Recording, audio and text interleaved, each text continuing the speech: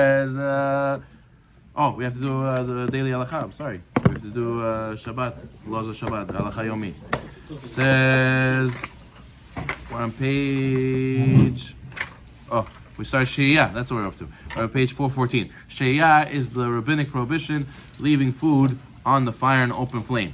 Chachamim said it's asur to leave food cooking on an open fire because it will lead to either igniting the fire or cooking. Chas v'shalom. So therefore, in order to avoid this, Chachamim said you're not allowed to leave raw food on open fire. It's called the prohibition of shehiyah, leaving over.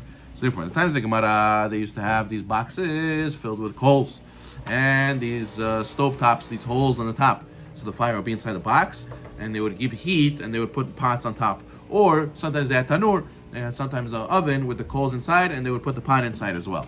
So therefore, this is an open fire, and Chachamim said that you're not allowed to leave food Erev Shabbat on an open fire. You're going to come to play with the fire. So what do you got to do? You got to make it either garuf or katub. Garuf means removing all the coals, or katub is sprinkling ash and covering the coals in order to mitigate the fire, or as a reminder. So you should see the ashes, you should be a reminder, I can't play with the fire.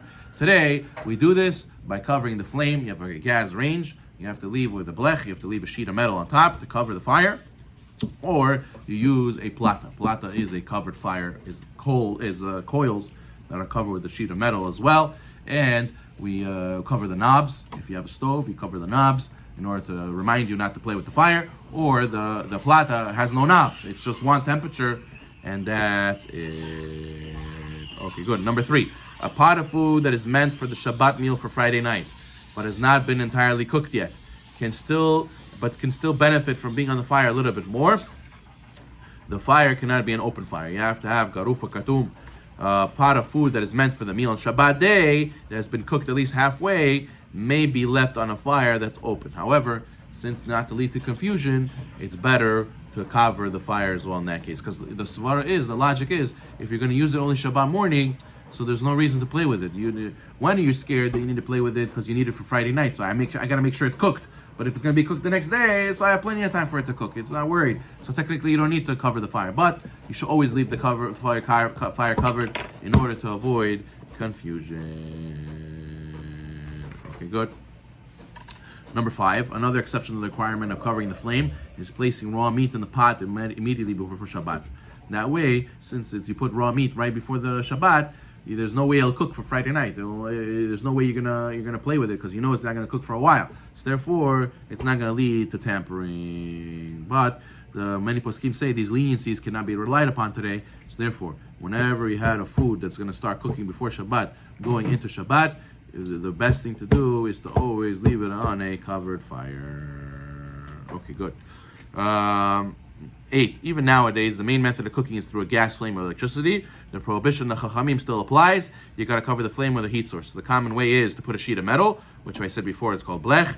You should also preferably cover the knobs of the stove, and covering the knobs without covering the actual fire is not enough. Number 9, an electric or gas stove is considered an open fire, even though you might have a layer of glass. Right? Let's say some people have electric stove that's glass, and then it gets red hot, and you heat up that way. And that's not considered covered. You have to cover on top of that, because since that's the normal way to cook, that's considered open fire, and you got to cover something on top of that. The glass electric. Yeah. Number 10, covering a stove with a small sheet of aluminum foil does not suffice as a covering for the stove. Since it's so thin, it doesn't lessen the heat. The thing that you need to cover the stove with, it has to be something thick that mitigates a little bit of the fire, that takes away a little bit of the heat, and that's why they put the thick metal sheet. Or you could take, if you want, you could put multiple layers of aluminum. That also technically can be a blech. So let's say somebody forgot to make a blech before Shabbat. It's permitted to cover the fire with a metal sheet on Shabbat. Okay, good. 15, before Shabbat, one may place a pot of raw food next to a pot that's directly on the fire, even though the raw food will cook as a result. Meaning, since it's only getting heat through another pot, so therefore it's not really considered open fire. So it's okay to leave it like that.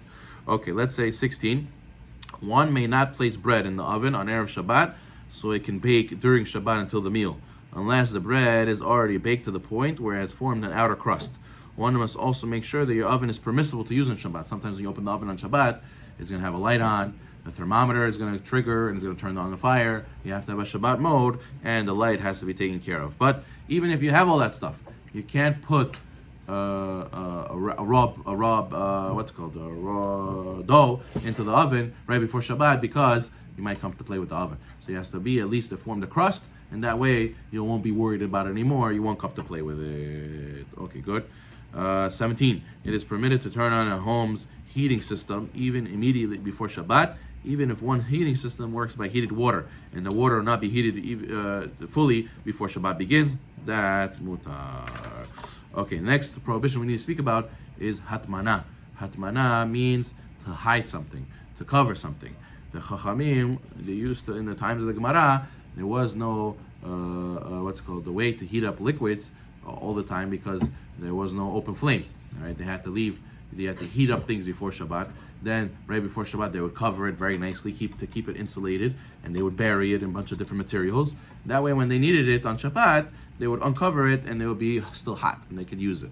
So the Gemara says that you're not allowed to do this on Shabbat with things that just keep the heat, and you're not allowed to cover this with stuff that adds heat before Shabbat, because you might lead to breaking Shabbat. It might lead to cooking.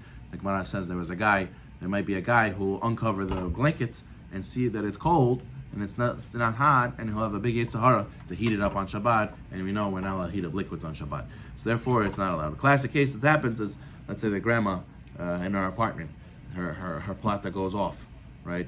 And her osvo is not going to cook, or her baksh is not going to stay hot by the time the meal comes. So what does she want to do? She wants to take the pot of food, and she wants to wrap it in blankets, put it in a kaleska, and go to her daughter's house, right? Is that allowed? On Shabbat, no. You're not allowed to wrap it in blankets on Shabbat. It's hatmana. It's a sur. Therefore, rabbinically, it's forbidden. So therefore, you have to know that this is another offshoot of the Melacha of Bishul. Okay, good. So therefore, on Shabbat, you're not allowed to wrap with blankets, even though they don't add heat. But before Shabbat, you're not allowed to even insulate with heat-generating material. So what's the heat-generating material? The Gemara says that there's certain leftovers from olives and leftovers from certain foods that when they get hot, they produce more heat. It gets even hotter, right? So that's what that halacha applies. Or definitely, you cannot wrap them in directly on coals. Coals is obviously considered adding heat as well. 7.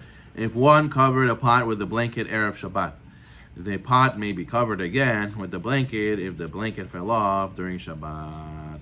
Furthermore, if you only place a thin blanket on a pot erev Shabbat, you may add another blanket or switch it for a heavier blanket, and that's permitted as well.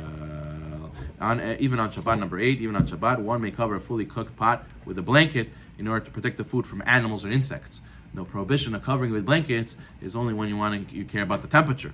But if you care about the animals and insects, that is allowed.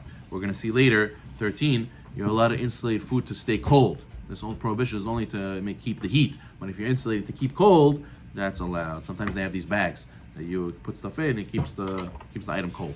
Number 9, when placing a fully cooked food on a gas fire or electric stove on Erev Shabbat, according to Shulchan Aruch, one may not cover the pot entirely with a blanket, even though it's generally permitted to cover food with an item that does not generate heat on Erev Shabbat. In this case, where the pot is actually on the fire, keeping the fire with the blanket on top is going to generate more heat.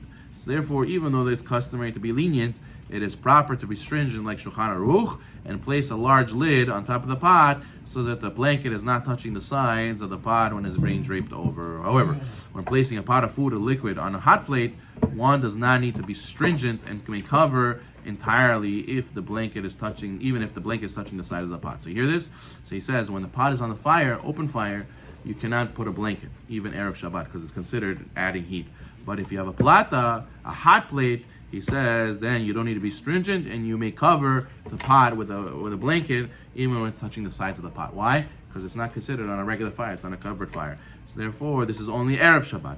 But on Shabbat, you cannot place any covering on the food, even if it does not add heat. So that's why the pot, Safta says, oh, Osvo, you didn't put the blanket on top of the Osvo?